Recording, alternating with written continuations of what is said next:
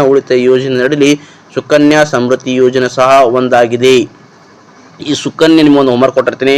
ಸುಕನ್ಯಾ ಸಮೃದ್ಧಿ ಯೋಜನೆ ಯಾವ ವರ್ಷದಲ್ಲಿ ಬಂದಿದೆ ಮತ್ತು ಯಾವ ದಿನಾಂಕದಿಂದ ಬಂದಿದೆ ಅಂತ ಕಮೆಂಟ್ ಮಾಡಿ ಅಂತ ಹೇಳುತ್ತಾ,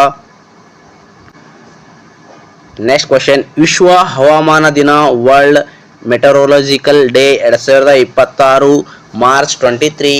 ಘೋಷವಾಕ್ಯ ಅಂದರೆ ಅಬ್ಸರ್ವಿಂಗ್ ಟುಡೇ ಪ್ರೊಟೆಕ್ಟಿಂಗ್ ಟುಮಾರೋ. ವಿಶ್ವ ಹವಾಮಾನ ಸಂಸ್ಥೆ ವರ್ಲ್ಡ್ ಮೆಟೆರೊಲಾಜಿಕಲ್ ಆರ್ಗನೈಸೇಷನ್ WMO ಯಾವ ವರ್ಷದಲ್ಲಿ ಸ್ಥಾಪನೆಯಾಗಿದೆ ಅಂತ ಭಾಳ ಇಂಪಾರ್ಟೆಂಟ್ ಆಗಿರ್ತದ ಅಂತ ಹೇಳ್ತೀನಿ. ಯಾಕಂದರೆ 1950 ಮಾರ್ಚ್ 23ರಂದು ಪ್ರಧಾನ ಕಚೇರಿ ಜಿನವಾದಲ್ಲಿ ಕಂಡುಬರ್ತದೆ. WMO ಕಚೇರಿ ಎಲ್ಲಿ ಕಂಡುಬರ್ತಪ್ಪ ಅಂದರೆ ಸ್ವಿಟ್ಜರ್ಲೆಂಡಿನ ಜಿನವಾದಲ್ಲಿ ಕಂಡುಬರುವ ಒಂದು WMO ಯಾವ ಸ್ಥಾಪನೆ ಆಯಿತು? 1950 ಮಾರ್ಚ್ 23ರಂದು. ಪ್ರತಿ ವರ್ಷ ಇದರ ಸವಿ ನೆನಪಿಗಾಗಿ ಏನು ಮಾಡ್ತೀವಪ್ಪ ಅಂದರೆ ವಿಶ್ವ ಹವಾಮಾನ ದಿನವಾಗಿ ಆಚರಣೆ ಮಾಡ್ತೀವಿ. ವಿಶ್ವ ಹವಾಮಾನ ದಿನ ಆಚರಣೆ ಮಾಡಿದರೆ ಗುಬ್ಬಚ್ಚಿಗಳ ದಿನ ಮಾರ್ಚ್ 20ರಂದು. ಅದೇ ರೀತಿ ಮಾರ್ಚ್ 20ರಂದು ಗುಬ್ಬಚ್ಚಿಗಳ ದಿನ ಆಚರಣೆ ಮಾಡಿದರೆ ಮಾರ್ಚ್ 21 ಯಾವ ದಿನ ಆಚರಣೆ ಮಾಡ್ತೀವಿ ಅಂದರೆ ಫಾರೆಸ್ಟ್ ಡೇ. ಮಾರ್ಚ್ 22 ವಿಶ್ವ ಜಲ ದಿನ. ಮಾರ್ಚ್ 23 ವಿಶ್ವ ಹವಾಮಾನ ದಿನ. ಮಾರ್ಚ್ 24 ಕ್ಷಯ ರೋಗ ದಿನ ಅಂತ ಸವಿ ನೆನಪಿಗಾಗಿ ಆಚರಣೆ ಮಾಡುತ್ತೇವೆ. WMO ಸವಿ ನೆನಪಿಗಾಗಿ ಆಚರಣೆ ಮಾಡುವ ದಿನ ಯಾವುದಂತ ಅಂದರೆ ವಿಶ್ವ ಹವಾಮಾನ ದಿನ ಅಂತ ಹೇಳುತ್ತೆ.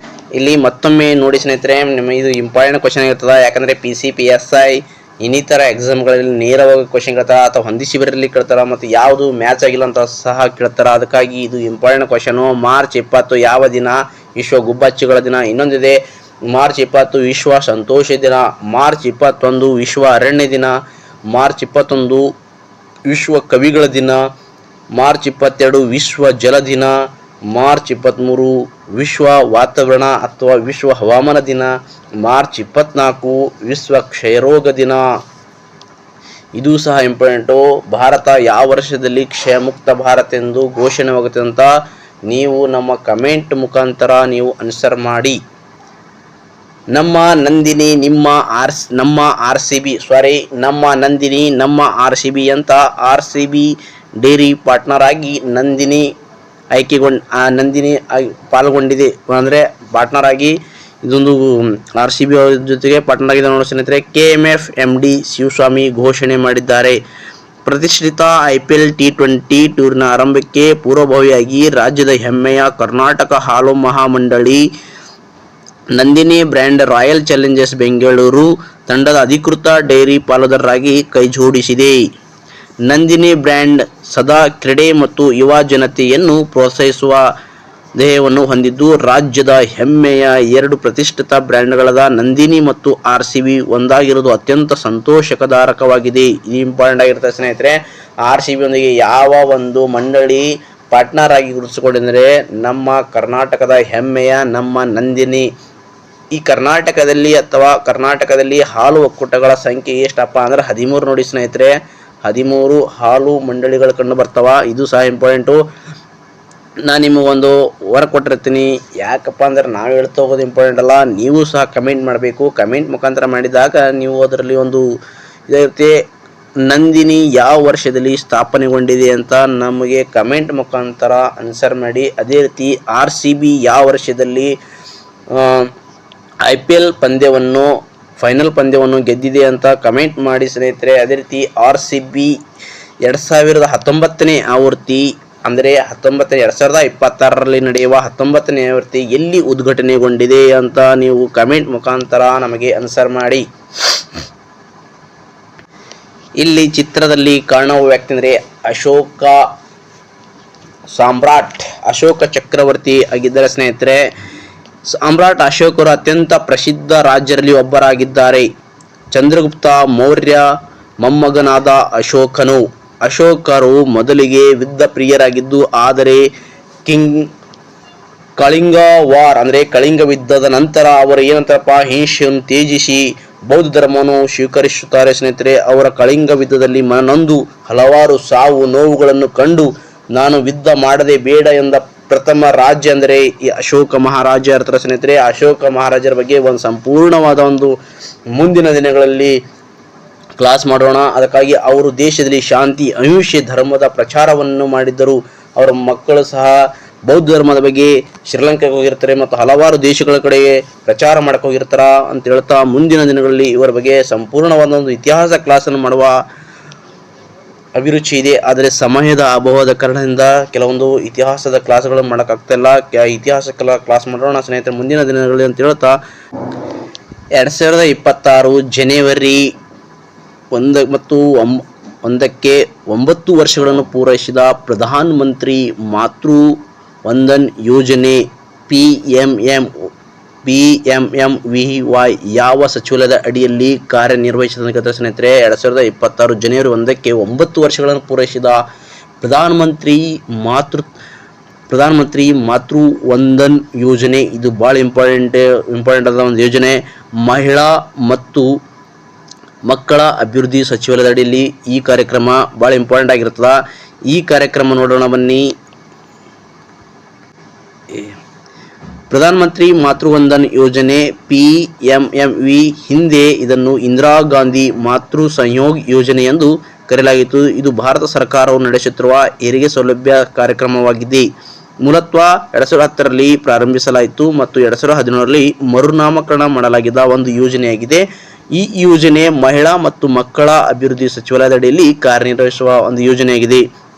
19 ವರ್ಷ ಅಥವಾ ಅದಕ್ಕಿಂತ ಹೆಚ್ಚಿನ ವಯಸ್ಸಿನ ಗರ್ಭಿಣಿ ಮತ್ತು ಹಾಲುಣಿಸುವ ಮಹಿಳೆಗೆ ತಮ್ಮ ಮೊದಲ ಹೆರಿಗೆಗಾಗಿ ನೀಡುವ ಷರತ್ತುಬದ್ಧ ನಗದು ವರ್ಗಾವಣೆಯ ಯೋಜನೆ ಆಗಿದೆ.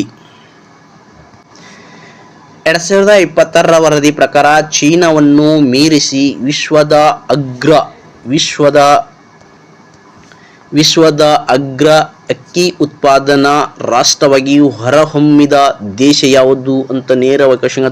Thailand, Vietnam, Bharat, America. ಇಲ್ಲಿ ಸರಿಯಾದ ಆನ್ಸರ್ ಭಾರತ ಸರಿಯಾಗಿದೆ. ಭಾರತವು ಇಡೀ ವಿಶ್ವದಲ್ಲೇ ಚೀನಾವನ್ನು ಹಿಂದಕ್ಕೆ ಅಗ್ರ ರಾಷ್ಟ್ರವಾಗಿ ಹೊರಹೊಮ್ಮಿದ ಭಾರತ ಸ್ನೇಹಿತರೆ. ಭಾರತವು ಹಾಲು ಉತ್ಪಾದನೆಯಲ್ಲಿ ಸಹ ಪ್ರಥಮವಾಗಿದೆ ನೋಡಿ. ಹಾಲು ಉತ್ಪಾದನೆಯಲ್ಲಿ ಸಹ ಭಾರತ ಅಗ್ರಸ್ಥಾನವನ್ನು ಪಡೆದುಕೊಂಡಿದೆ. ಇತ್ತೀಚೆಗೆ ಪರಿಸರ ಅನುಮೋದನೆ ಪಡೆದ ಕಲೆ ಮತ್ತು ಜಲ ವಿದ್ಯುತ್ ಯೋಜನೆ ಯಾವ ಅಪರೂಪದ ಹಕ್ಕಿಯ ಸಂರಕ್ಷಣೆಗೆ ಒತ್ತು ನೀಡಿದರೆ ಬಿಳಿ ಹೊಟ್ಟೆಯ ಹೆರಾನ್ ಎಂಬ ಹಕ್ಕಿಯ ಈ ಸಂರಕ್ಷಣೆಗೆ ಒತ್ತು ನೀಡಲಾಗಿದೆ. ಪ್ರೀತಿಯ ಸ್ನೇಹಿತರೆ, SN ಸ್ಟಡಿ ಅಕಾಡೆಮಿಗೆ ನಿಮಗೆಲ್ಲರಿಗೂ ಸ್ವಾಗತ. ಇದೊಂದು ನೂತನವಾದ ಅಥವಾ ವಿಶಿಷ್ಟವಾದ ಒಂದು ಯೂಟ್ಯೂಬ್ ಚಾನಲ್ ಆಗಿದೆ. Day to day update, current affairs, mixed GK MCQ questions discuss ಮಾಡಲಾಗುತ್ತೆ. ಲೈಕ್ ಮಾಡಿ, ಶೇರ್ ಮಾಡಿ, ಸಬ್ಸ್ಕ್ರೈಬ್ ಮಾಡಿ ಅಂತ ಹೇಳ್ತಾ ನಿಮ್ಮೆಲ್ಲರಿಗೂ ಥ್ಯಾಂಕ್ ಯು ಸ್ನೇಹಿತರೆ. ಇದೊಂದು ವಿಶಿಷ್ಟವಾದ ಒಂದು ಯೂಟ್ಯೂಬ್ ಚಾನಲ್ ಆಗಿದೆ. New income tax forms, old versus new income tax forms, what changes from April 2026. First ನಾವು ಇನ್ಕಮ್ ಟ್ಯಾಕ್ಸ್ ಬಗ್ಗೆ ನೋಡ್ಕೊಂತ ಭಾರತದ ಆರ್ಥಿಕ ವರ್ಷ ಯಾವುದು? ಭಾರತದಲ್ಲಿ ಆರ್ಥಿಕ ವರ್ಷ ಆರಂಭವಾಗುವುದು ಏಪ್ರಿಲ್ 1ರಿಂದ ಮಾರ್ಚ್ 31ರವರೆಗೆ ಕಂಪ್ಲೀಟ್ ಮಾಡ್ತಾರೆ ಸ್ನೇಹಿತರೆ ಭಾರತ ಆರ್ಥಿಕ ವರ್ಷ.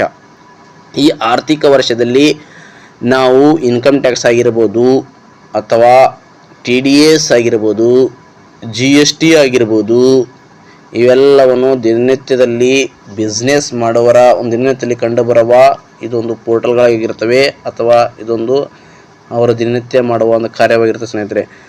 ಇದ್ರ ಬಗ್ಗೆ ನಾನು ಯಾಕೆ ತೆಗೆದುಕೊಳ್ತಿದ್ದೇನೆ ಅಂದರೆ ಇಲ್ಲಿ ಕೆಲವೊಂದು ಚೇಂಜಸ್ ಆಗಿದೆ ಸ್ನೇಹಿತರೆ. 2026-27ರ ಬಜೆಟ್ನಲ್ಲಿ ಕೆಲವೊಂದು ಚೇಂಜಸ್ ಮಾಡಿದ್ದಾರೆ. ಅದಕ್ಕಾಗಿ ಇಲ್ಲಿ ಪ್ರಪೋಸ್ ಮತ್ತು ಡಿಸ್ಕ್ರಿಪ್ಷನ್ ಕೊಟ್ಟಿದ್ದೀನಿ. ಓಲ್ಡ್ ಫಾರಮ್ಸು ಅಂದರೆ ಭಾರತ ದೇಶದಲ್ಲಿ ಇನ್ಕಮ್ ಟ್ಯಾಕ್ಸ್ ಆ್ಯಕ್ಟ್ ಅಥವಾ ಕಾಯ್ದೆ, ಇದು ಯಾವ ವರ್ಷಪ್ಪ ಅಂದರೆ 1961ರ ಕಾಯ್ದೆ ಪ್ರಕಾರ ನಾವೇನು ಮಾಡ್ತೀವಿ ಅಂದರೆ ಇನ್ಕಮ್ ಟ್ಯಾಕ್ಸ್ ಆ್ಯಕ್ಟನ್ನು ಕಾಯ್ದೆ ಕಂಡು ಬರ್ತದೆ ಸ್ನೇಹಿತರೆ.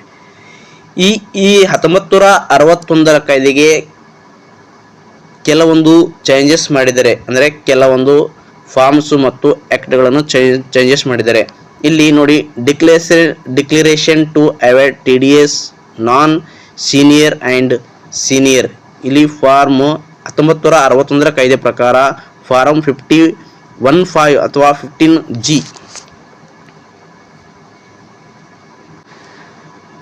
15Gಗೆ ಏನು ಮಾಡಿದ್ರೆ 50Gಗೆ ಈಗ ಫಾರ್ಮು ನ್ಯೂ ಅಂದರೆ 2026ರ ಅಮೆಂಡ್ಮೆಂಟ್ ಪ್ರಕಾರ 121ರ ಒಂದು ರೂಲ್ಸ್ ಆಗಿದೆ. ನ್ಯೂ ನೋಟಿಫೈಡ್ ಫಾರಂ 121 ಆಗಿರುತ್ತದೆ.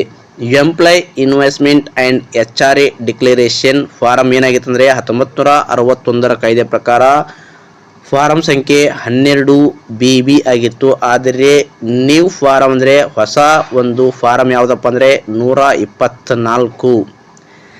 ಅದೇ ರೀತಿ TDS ಸರ್ಟಿಫಿಕೇಟ್ ಫಾರ್ ಸ್ಯಾಲ್ರಿ ಅಂದರೆ ಓಲ್ಡ್ ಫಾರಂ ಪ್ರಕಾರ 1961ರ ಕಾಯ್ದೆ ಪ್ರಕಾರ 16ರಲ್ಲಿ ನಾವು ಡಿಟೇಲ್ ಆಗಿ ಇದ್ರ ಬಗ್ಗೆ ನೋಡಬೇಕಿತ್ತು. ಆದರೆ 2026ರ ಕಾಯ್ದೆ ಪ್ರಕಾರ ಫಾರಂ ಸಂಖ್ಯೆ 130ರಲ್ಲಿ ನಾವು ಕಾಣುತ್ತೀವಿ. ಅದೇ ರೀತಿ annual tax statement AIS and tax credit form ಸಂಖ್ಯೆ 1961ರ ಕಾಯ್ದೆ ಪ್ರಕಾರ 26 AS ಇದ್ದರೆ ಈಗ ಆ ಫಾರ್ಮ್ ಸಂಖ್ಯೆ ಏಟಪ್ಪ ಅಂದರೆ 168 ಅಥವಾ 168. TDS ಸರ್ಟಿಫಿಕೇಟ್ ನಾನ್ ಸ್ಯಾಲರಿ ಅಂದರೆ ನಾನ್ ಸ್ಯಾಲರಿ ಯಾರು ಇರುತ್ತಲ್ಲ ಅವರೆಲ್ಲ TDS ಸರ್ಟಿಫಿಕೇಟ್ ಯಾವ ಫಾರ್ಮ್ನಲ್ಲಿ ಇರುತ್ತಪ್ಪ ಅಂದರೆ ಫಾರಂ ಸಂಖ್ಯೆ 1961ರ ಕಾಯ್ದೆ ಪ್ರಕಾರ ಫಾರ್ಮ್ ಸಂಖ್ಯೆ 16A. ಅದೇ ರೀತಿ ನ್ಯೂ ಫಾರ್ಮ್ ಸಂಖ್ಯೆ 131 ಅಥವಾ 131 ಫಾರ್ಮಲ್ಲಿ ನಾವು ಕಾಣಬಹುದು. ಅದೇ ರೀತಿ TDS ಸರ್ಟಿಫಿಕೇಟ್ ನಾರ್ಮಲ್ ಆಗಿ 27D ಅಥವಾ 27D ಫಾರಂ ಸಂಖ್ಯೆ ನೀವು ಅಂದರೆ 2026ರ ಒಂದು ಅಮೆಂಡ್ಮೆಂಟ್ ಪ್ರಕಾರ ತಿದ್ದುಪಡಿ ಪ್ರಕಾರ ಏನಪ್ಪ ಅಂದರೆ 133ರಲ್ಲಿ ನಾವು ಒಂದು ಕಾಣಬಹುದು. ಕ್ವಾರ್ಟರ್ಲಿ TDS ರಿಟರ್ನ್ಸ್ ಅಥವಾ ಸ್ಯಾಲರೀಸ್ ಅಂದರೆ ಕ್ವಾರ್ಟರ್ಲಿ ಸ್ಯಾಲರಿ ನಾವು ಏನು ಮಾಡ್ತೀವಿ ಫೈಲ್ ಮಾಡಿರ್ತೀವಿ. ಫೈಲ್ ಎಲ್ಲಿ ಸಿಗ್ತಪ್ಪ ಅಂದರೆ ಫಾರಂ 1961ರ ಕಾಯ್ದೆ ಪ್ರಕಾರ 24Q ಆಗಿತ್ತು. ಆದರೆ ನ್ಯೂ ಫಾರಂ ಸಂಖ್ಯೆ 138 ಅಥವಾ 138 ಸರಿಯಾಗಿರ್ತದೆ. ನೆಕ್ಸ್ಟ್ ಕ್ವಶನು, ರಾಜ್ಯಸಭೆಯನ್ನು ಯಾವಾಗ ವಿಸರ್ಜಿಸಲಾಗುತ್ತದೆ ಅಂದರೆ ರಾಜ್ಯಸಭೆಯನ್ನು ಯಾವಾಗ ವಿಸರ್ಜಿಸಲಾಗುತ್ತದೆ. ಇದು ಇಂಪಾರ್ಟೆಂಟ್ ಆದ ಕ್ವಶನು, ಇದು ಕನ್ಫ್ಯೂಷನ್ ಕ್ವಶನ್ ಆಗಿರ್ತದೆ. ಕೆಲವೊಬ್ಬ ವ್ಯಕ್ತಿಗಳು ನಿಮ್ಮ ಥರ ನೇರವಾಗಿ 6 ವರ್ಷ 5 ವರ್ಷ ಅಂತ ಹಾಕಿರ್ತಾರೆ. ಇಲ್ಲಿ ಸರಿಯಾದ ಆನ್ಸರ್ ಎಂದಿಗೂ ವಿಸರ್ಜಿಸಲಾಗದ ಒಂದು ಸಂಸತ್ತು ಯಾವುದಪ್ಪ ಅಂದರೆ ಅದು ರಾಜ್ಯಸಭೆ ಅಂತ ಹೇಳೋದು. ನಮ್ಮಲ್ಲಿ 2 ಸಭೆಗಳು ಕಾಣ್ತೀವಿ, ಲೋಕಸಭೆ ಮತ್ತು ರಾಜ್ಯಸಭೆ. ಈ ರಾಜ್ಯಸಭೆ ಯಾವಾಗಲೂ ಶಾಶ್ವತ ಒಂದು ಸದನ ಅಂತ ಹೇಳಬಹುದು. ಇಲ್ಲಿ ಕೇವಲ ಸದಸ್ಯರ ಮಾತ್ರ ನಿವೃತ್ತಿ ಹೊಂದಿರ್ತಾರೆ ಸ್ನೇಹಿತರೆ. ಆ ನಿವೃತ್ತಿ ಹೊಂದುವ ಅವರು 2 ವರ್ಷಕ್ಕೊಮ್ಮೆ ನಿವೃತ್ತಿ ಹೊಂದಿರ್ತಾರ. ಆ ಸದಸ್ಯರ ಅಧಿಕಾರಾವಧಿ 6 ವರ್ಷ ಆಗಿರ್ತಾರ. 6 ವರ್ಷ ರಾಜ್ಯಸಭೆಯ ಸದಸ್ಯರ ಅಧಿಕಾರಾವಧಿ ಕೇಳಿದ್ರೆ 6 ವರ್ಷ. ರಾಜ್ಯಸಭೆ ಯಾವಾಗ ವಿಸರ್ಜನೆ ಆಗ್ತದೆ ಅಂದರೆ ಇದು ಒಂದು ಶಾಶ್ವತವಾದ ಒಂದು ಸದನ ಅಂತ ಹೇಳಬಹುದು. ಇದು ಭಾಳ ಇಂಪಾರ್ಟೆಂಟ್ ಆಗಿರುತ್ತೆ ಎಕ್ಸಾಮಿನೇಷನ್ ಕನ್ಫ್ಯೂಷನ್ ಕ್ವಶನ್. ಇಲ್ಲಿ ಸರಿಯಾದ ಆನ್ಸರು ಎಂದಿಗೂ ವಿಸರ್ಜಿಸಲಾಗದಿರುವ ಒಂದು ಸದನವೇ ಈ ರಾಜ್ಯಸಭೆ. ಈ ರಾಜ್ಯಸಭೆ ಲೋಕಸಭೆ ಮತ್ತು ಸಂಸತ್ತನ್ನು ಒಳಗೊಂಡಿರುವುದು. ಇದು ಮುಂದಿನ ದಿನಗಳಲ್ಲಿ ಚೆನ್ನಾಗಿ ಕ್ವಶನ್ ಒಂದು ಕ್ಲಾಸ್ ಮಾಡೋಣ ಅಂತ ಹೇಳ್ತಾ ನೇರವಾಗಿ ನೆಕ್ಸ್ಟ್ ಕ್ವಶನ್ಗೆ ಬರೋಣ. ನೆಕ್ಸ್ಟ್ ಕ್ವಶನ್, ಲೋಕಸಭೆಯಲ್ಲಿ ಆಂಗ್ಲೋ ಇಂಡಿಯನ್ ಸಮುದಾಯದ 2 ಸದಸ್ಯರ ನಾಮನಿರ್ದೇಶನ ರದ್ದುಗೊಳಿಸಿದ ಸಂವಿಧಾನದ ತಿದ್ದುಪಡಿ ಯಾವುದು? 101 ನಿಮ್ಗೆ ಗೊತ್ತಿರ್ತದ, GST ಅಂತ ಗೊತ್ತಿರ್ತದ. ಇಲ್ಲಿ ನೇರವಾದ ಹೆಸರು 104ನೇ ವಿಧಿ. 104ನೇ ವಿಧಿ ಸರಿಯಾಗಿದೆ.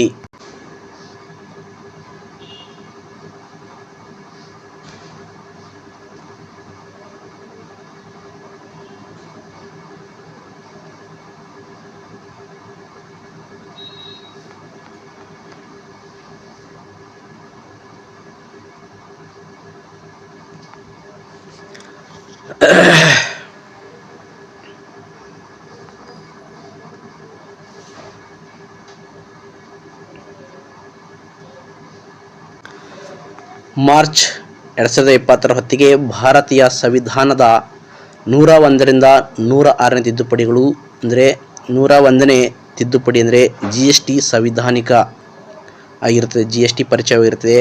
ಅದೇ ರೀತಿ NCBCಗೆ ಸಂವಿಧಾನಿಕ ಸ್ಥಾನಮಾನ 102ನೇ ಸ್ಥಾನವಾಗಿರುತ್ತದೆ. ಅದೇ ರೀತಿ 10% EWS ಮೀಸಲಾತಿ 103ನೇದು, SC ST ಮೀಸಲಾತಿ ವಿಸ್ತರಣೆ ಆಗಿರ್ತದೆ 103ನೇದು. ಅದೇ ರೀತಿ 104ನೇ ಪ್ರಮುಖ ಸಂವಿಧಾನ ತಿದ್ದುಪಡಿಗಳು 101ರಿಂದ 106ನೇವರೆಗಿನ ತಿದ್ದುಪಡಿಗಳ ಪಟ್ಟಿಯಲ್ಲಿದೆ. 101ನೇ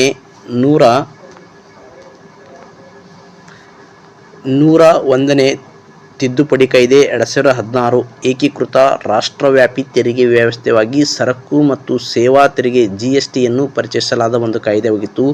102ನೇ ತಿದ್ದುಪಡಿ ಕಾಯ್ದೆ 2018 ರಾಷ್ಟ್ರೀಯ ಹಿಂದುಳಿದ ವರ್ಗಗಳ ಆಯೋಗಕ್ಕೆ NCBC ಸಂವಿಧಾನಿಕ ಸ್ಥಾನವನ್ನು ನೀಡಲಾಯಿತು. ಅಂದರೆ OBCಗೆ ಸಂವಿಧಾನಾತ್ಮಕ ಸ್ಥಾನ ನೀಡಲಾಯಿತು. 103ನೇ ತಿದ್ದುಪಡಿ ಕಾಯ್ದೆ 2019 ಶಿಕ್ಷಣ ಮತ್ತು ಉದ್ಯೋಗದಲ್ಲಿ ಆರ್ಥಿಕವಾಗಿ ದುರ್ಬಲ ವರ್ಗಗಳಿಗೆ EWS 10% ಮೀಸಲಾತಿಯನ್ನು ಒದಗಿಸಲಾದ ಒಂದು ತಿದ್ದುಪಡಿ ಕಾಯ್ದೆ ಅಂದರೆ 103 ಮತ್ತು 103ನೇ ತಿದ್ದುಪಡಿ 2019ರಲ್ಲಿ. ಅದೇ ರೀತಿ 104ನೇ ತಿದ್ದುಪಡಿ ಕಾಯ್ದೆ 2020 ಶಾಸಕಾಂಗಗಳಲ್ಲಿ SC/ST ಮೀಸಲಾತಿ 10 ವರ್ಷಗಳ ಕಾಲ ವಿಸ್ತರಿಸಲಾಗಿದೆ ಮತ್ತು ಆಂಗ್ಲೋ ಇಂಡಿಯನ್ ಮೀಸಲಾತಿ ಸ್ಥಾನಗಳನ್ನು ರದ್ದುಗೊಳಿಸಲಾಗಿದೆ. ಇದು ನಮ್ಮ ಸರಿಯಾದ ಆನ್ಸರ್ ಆಗಿರ್ತದೆ ಸ್ನೇಹಿತರಲ್ಲಿ ಕೇಳಿದರೆ ಕ್ವಶನು. 105ನೇ ತಿದ್ದುಪಡಿ ಕಾಯ್ದೆ 2021 ಸಾಮಾಜಿಕವಾಗಿ ಮತ್ತು ಶೈಕ್ಷಣಿಕವಾಗಿ ಹಿಂದುಳಿದ ವರ್ಗಗಳ ತಮ್ಮದೇ ಆದ ಪಟ್ಟಿಗಳನ್ನು ಗುರುತಿಸಲು ನಿರ್ವಹಿಸಲು ರಾಜ್ಯ ಸರ್ಕಾರಗಳಿಗೆ ಅಧಿಕಾರವಿದೆ ಎಂದು ಸ್ಪಷ್ಟವಾಗಿ ಹೇಳುವ ತಿದ್ದುಪಡಿ ಯಾವುದಪ್ಪ ಅಂದರೆ 105ನೇ ತಿದ್ದುಪಡಿ 2021ರಲ್ಲಿ. ಇವು ಇಂಪಾರ್ಟೆಂಟ್ ಆಗಿರ್ತವ, ಅದಕ್ಕಾಗಿ ನೋಡಿಕೊಳ್ಳಿ.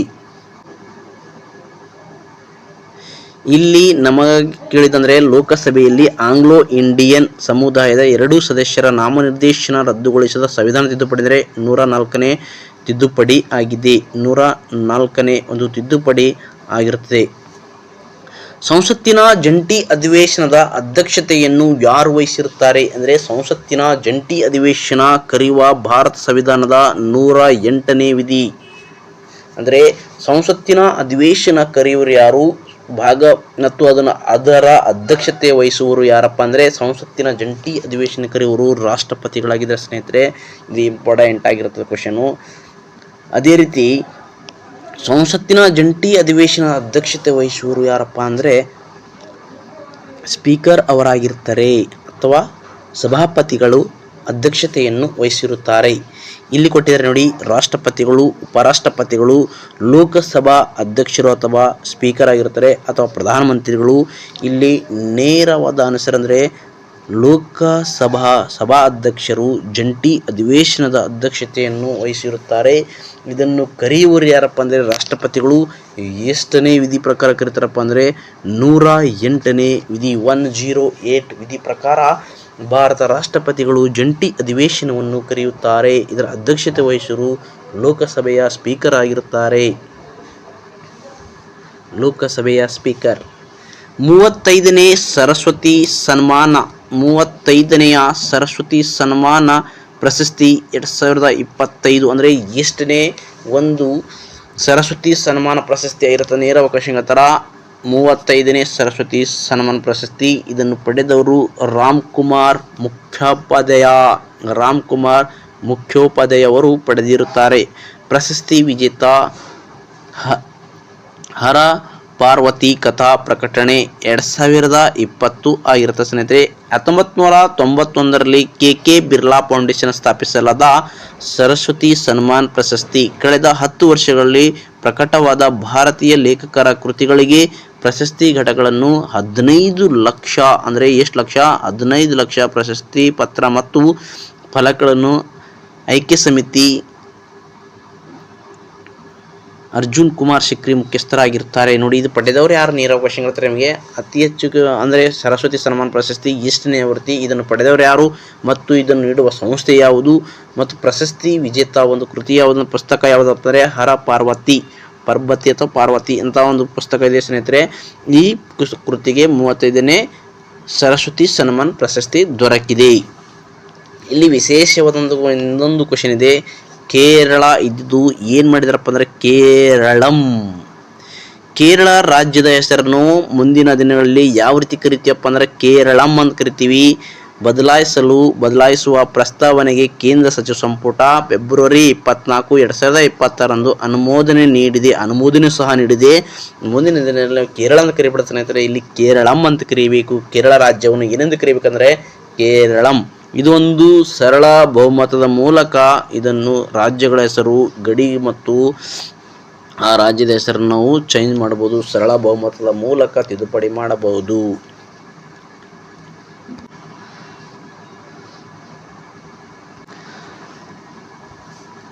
ಆಂಧ್ರ ಪ್ರದೇಶದ ಮುಖ್ಯಮಂತ್ರಿಯಾದ ಚಂದ್ರಬಾಬು ನಾಯ್ಡು.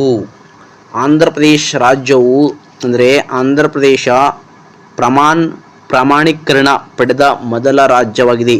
ಆಂಧ್ರ ಪ್ರದೇಶ ಅರಣ್ಯ ಮತ್ತು ಅಭಿವೃದ್ಧಿ ನಿಗಮ APFDC ಯು ಇತ್ತೀಚೆಗೆ ಭಾರತೀಯ ಅರಣ್ಯ ಮತ್ತು ಪ್ರಮಾಣೀಕರಣ ಯೋಜನೆಯ ಅಡಿಯಲ್ಲಿ ಪ್ರಮಾಣ್ ಎಂಬ ಒಂದು ಪಡೆದ ಮೊದಲ ರಾಜ್ಯವಾಗಿದೆ.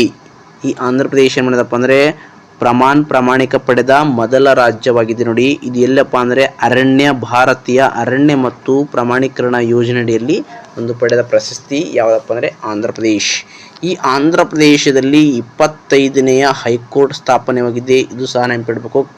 ಭಾರತ ದೇಶದ 25ನೇ ಹೈಕೋರ್ಟ್ ಯಾವುದಪ್ಪ ಅಂದರೆ 25ನೇ ಹೈಕೋರ್ಟು ಆಂಧ್ರ ಪ್ರದೇಶದಲ್ಲಿ ಸ್ಥಾಪನೆಯಾದ. ಭಾರತದಲ್ಲಿ ಒಟ್ಟಾರೆಯಾಗಿ ಹೈಕೋರ್ಟ್ಗಳ ಸಂಖ್ಯೆ 25 ಆಗಿರುತ್ತವೆ. 25ನೇ ಹೈಕೋರ್ಟು ಆಂಧ್ರ ಪ್ರದೇಶದ ಅಮರಾವತಿಯಲ್ಲಿ ಕಂಡುಬರ್ತಾ. ಆಂಧ್ರ ಪ್ರದೇಶದ ರಾಜಧಾನಿ ಅಮರಾವತಿಯಾಗಿರುತ್ತೆ ಸ್ನೇಹಿತರೆ. ಆಂಧ್ರ ಪ್ರದೇಶದ ಉಪಮುಖ್ಯಮಂತ್ರಿ ಪವನ್ ಕಲ್ಯಾಣ್ ಅವರಾಗಿರ್ತಾರೆ ನೋಡಿ. ಸ್ವತಂತ್ರ ಭಾರತದ ಪ್ರಥಮ ಭಾರತೀಯ ಗವರ್ನರ್ ಜನರಲ್ ಹಾಗೂ ಬ್ರಿಟಿಷ್ ಇಂಡಿಯಾದ ಕೊನೆಯ ಗವರ್ನರ್ ಜನರಲ್ಗಳು ಯಾರ್ಯಾರು ಅಂತ ಹೇಳಿದರೆ ಇಲ್ಲಿ ನೋಡಿ. ಒಂದನೇದು ರಾಜೇಂದ್ರ ಪ್ರಸಾದ್ ಮತ್ತು ಲಾರ್ಡ್ ವಿಲಿಯಂ ಬೆಂಟಿಕ್. ಎರಡನೇದು Pandit Jawaharlal Nehru, Lord William Bentinck. Sardar Vallabhbhai Patel, Warren Hastings. ನಾಲ್ಕನೇದು C Rajagopalachari, Lord Mountbatten. ಇಲ್ಲಿ ಸರಿಯಾದ ಅನುಸಾರ ನಾಲ್ಕನೇ ಹೇಳಿಕೆ ಸರಿ ಇರುತ್ತೆ ಸ್ನೇಹಿತರೆ. ಸಿ ರಾಜಗೋಪಾಲಾಚಾರಿ ಮತ್ತು ಲಾರ್ಡ್ ಮೌಂಟ್ ಬ್ಯಾಟನ್ ಇವರು ಸ್ವತಂತ್ರ ಭಾರತ ಪ್ರಥಮ ಮತ್ತು ಭಾರತೀಯ ಗವರ್ನರ್ ಜನರಲ್ ಹಾಗೂ ಬ್ರಿಟಿಷ್ ಇಂಡಿಯಾದ ಕೊನೆಯ ಗವರ್ನರ್ ಜನರಲ್ಗಳಾಗಿರ್ತಾರೆ. ಇದು ಎಕ್ಸಾಮ್ ದೃಷ್ಟಿಯಿಂದ ಭಾಳ ಇಂಪಾರ್ಟೆಂಟ್ ಆಗಿರ್ತಲ್ಲ. ಪಾಕಿಸ್ತಾನದೊಂದಿಗೆ ಗಡಿಯನ್ನು ಹಂಚಿಕೊಂಡಿರುವ ಭಾರತದ ರಾಜ್ಯಗಳು ಇಲ್ಲಿ ನೋಡಿ. ಯಾಕಂದರೆ ಇದು ಇಂಪಾರ್ಟೆಂಟ್ ಕ್ವಶನ್. ಇತ್ತೀಚಿನ ದಿನಗಳಲ್ಲಿ ಮಧ್ಯ ಪ್ರಾಚ್ಯ ದೇಶಗಳಲ್ಲಿ ಯುದ್ಧಗಳನ್ನು ಸಂಭವಿಸುತ್ತದೆ. ಅದಕ್ಕಾಗಿ ಭಾರತ ದೇಶದೊಂದಿಗೆ ಯಾವ ರಾಜ್ಯಗಳು ಗಡಿ ಹಂಚಿಕೊಂಡಿದ್ದೇವೆ, ಯಾವ ದೇಶಗಳು ಗಡಿ ಹಂಚಿಕೊಂಡಿವೆ ಅಂತ ಭಾಳ ಇಂಪಾರ್ಟೆಂಟ್ ಆಗಿರುತ್ತಲ್ಲ. ಮತ್ತು ಯಾವ್ಯಾವ ದೇಶಗಳು ಎಷ್ಟು ರಾಜ್ಯಗಳೊಂದಿಗೆ ತಮ್ಮ ಗಡಿಯನ್ನು ಹಂಚಿಕೊಂಡಿವೆ. ಅತಿ ಹೆಚ್ಚು ಗಡಿಯನ್ನು ಹಂಚಿಕೊಂಡಿರುವ ಭಾರತ ದೇಶವು